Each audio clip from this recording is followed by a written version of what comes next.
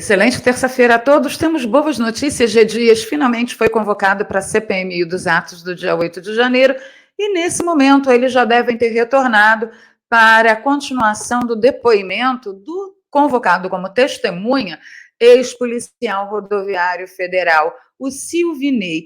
Gente, está um escândalo. Eu vou compartilhar com vocês alguns momentos sui generis. Então, já teve de tudo nessa sessão, né? Teve tentativa de assassinato de reputação, teve chilique, teve interrupção, teve de tudo. Obviamente que a relatora, sendo comunista e sendo de esquerda, redundante falar isso, ela passou as suas vergonhas e eu trago aqui para vocês recortes de ouro para vocês guardarem na caixinha aí do coração. Eu estou começando a pensar que a gente pode ter uma grande vantagem nessa CPMI, apesar de sermos minoria. Vamos compartilhar tudo com vocês agora, antes de ir para as pautas. Eu quero pedir o seu like, seu compartilhamento, e vai lá nas redes sociais, nos grupos de Telegram e Zap, chama todo mundo. E se você não é inscrito no canal, se inscreva e ative o sininho. Antes de ir para a pauta principal, que é da CPMI, eu quero conversar com vocês a respeito de Deltan Dallagnol.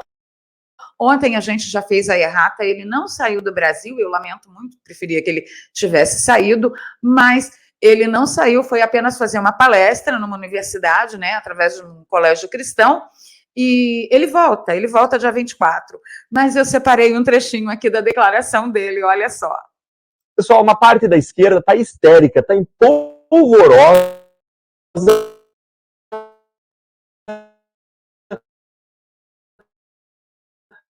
diante da minha foto, uma simples foto, num portão de embarque de uma viagem para os Estados Unidos, com aquela alegria deles, das narrativas mentirosas, dizendo que eu seria um fugitivo da justiça brasileira.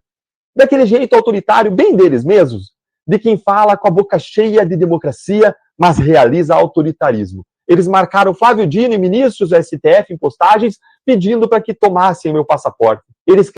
Então, a gente tem por aí exatamente o que aconteceu com Alan dos Santos, com Daniel Silveira, com o Paulo Figueiredo, com o Rodrigo Constantino, com tantos outros, né? A gente tem gente exilada desse país, gente fugida, e aí, assim, não é que fugiu da justiça, né? Eu tenho a sensação de que talvez eles possam ter fugido da injustiça, mas o fato foi que ontem, durante toda a manhã e toda a tarde, a mídia mainstream só falou em uma coisa, além desses ícones de esquerda marcarem ministros e ministros do STF, o ministro da Justiça.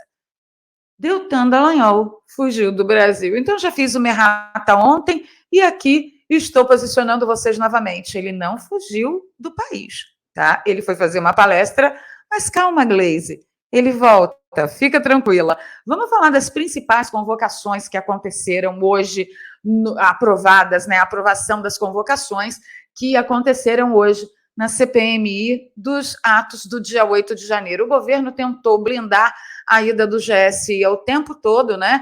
Mas o general G. Dias sentará naquele banquinho e a gente pode aguardar trovões, tempestades e trovoadas. Vamos lá, relâmpagos também. Bom, eu só queria destacar aqui, ó, o presidente da CPMI, o Arthur Maia, pautou novamente o documento que foi aprovado por unanimidade depois da vergonha alheia, né? Depois que o governo cedeu. G. Dias é apontado como responsável pela fraude em 3 relatórios de segurança da Agência Brasileira e da ABIN, né? Sobre os atos ocorridos no dia 8 de janeiro. Inclusive, sobre isso, uma pessoa muito importante, que foi aprovada também a sua convocação, foi o Saulo. Vamos, internet, me ajuda, por favor? Obrigada. O Saulo Moura da Cunha, que é um ex-ABIN, tá? E ele adulterou o relatório, segundo o que a gente sabe.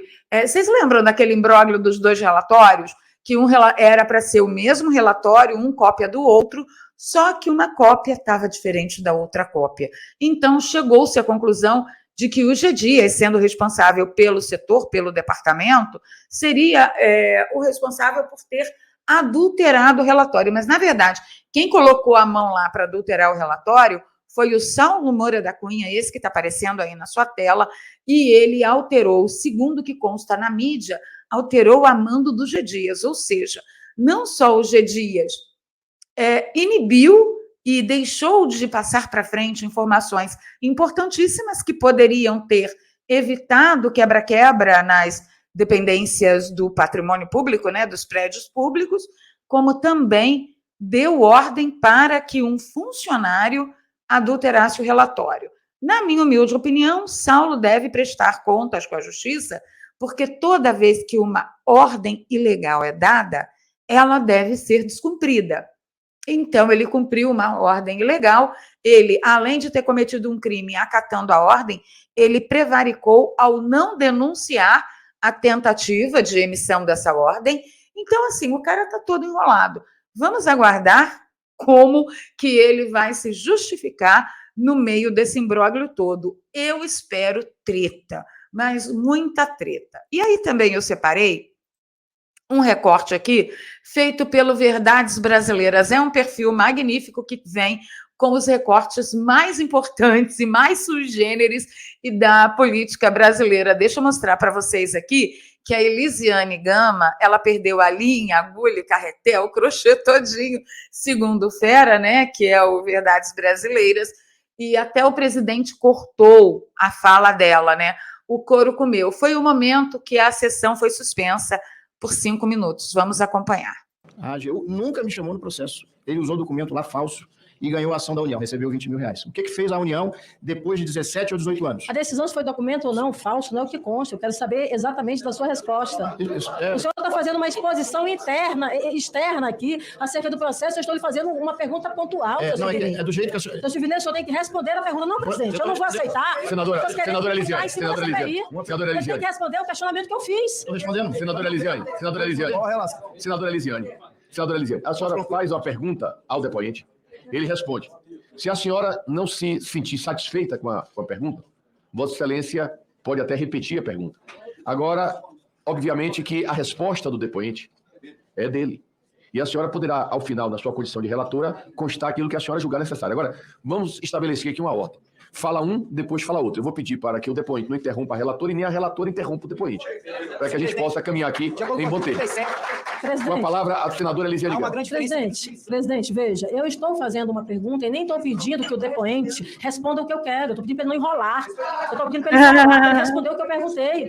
Agora, eu não vou permitir que o depoente venha para cá e tente tripudiar sobre essa relatoria.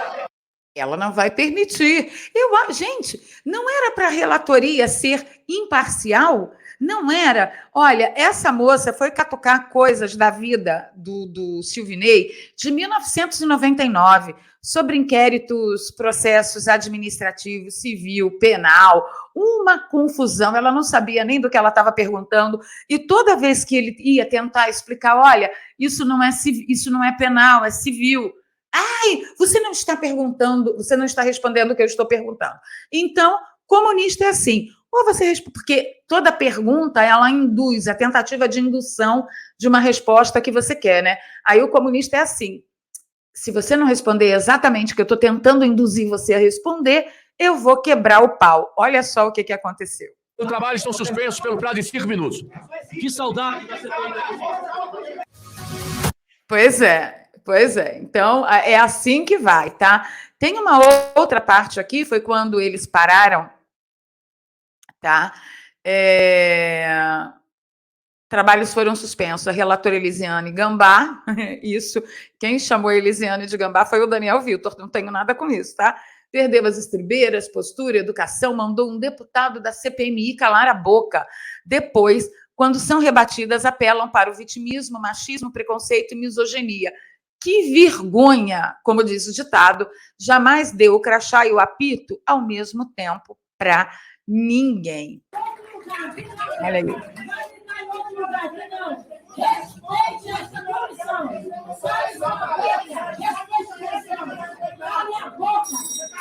Olha a boca, é.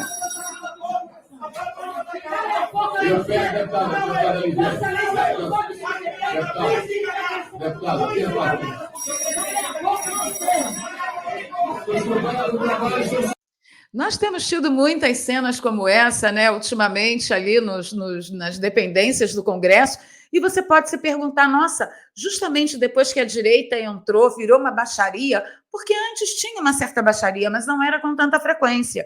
E aí você pode achar até que é culpa do Congresso mais direitista, porque tem mais elementos de direita conservadora lá, e a culpa é deles? Não, é porque antes a hegemonia estava estabelecida e não tinha ninguém para contraditar o suficiente, para bater de frente o suficiente, para desmascarar esse pessoal o suficiente. Por isso que tanto a potência das baixarias aumentaram, quanto a frequência. Então, deixa isso em perspectiva e saiba que hoje, pelo menos, alguma representatividade, alguma representação, os eleitores conservadores têm. E tudo isso vocês devem agradecer a 3 pessoas. Em primeiro lugar, a Deus, porque senão, meu amigo, a gente ia estar muito lascado. Segundo, professor Olavo de Carvalho. E terceiro, ao Jair Messias Bolsonaro. Lembrem disso, porque a gente está caminhando para um país diferente. Sim, o regime está avançando muito rápido, a gente corre o risco de ter um regime fechado? Sim, a gente corre esse risco, mas não sem luta. Então, deixe seu like, compartilhe a valer. Eu vou voltar para vigiar a CPMI, porque está um quiprocó, e o depoimento do Silvinei está sendo primoroso, e eu trago tudo aqui para vocês. Tá bom? Deixa o like e compartilha. Se você gosta do meu trabalho, aqui tem um Pix, que você pode nos ajudar a continuar aí nessa caminhada independente, sem patrocínio de empresa, sem dinheiro público.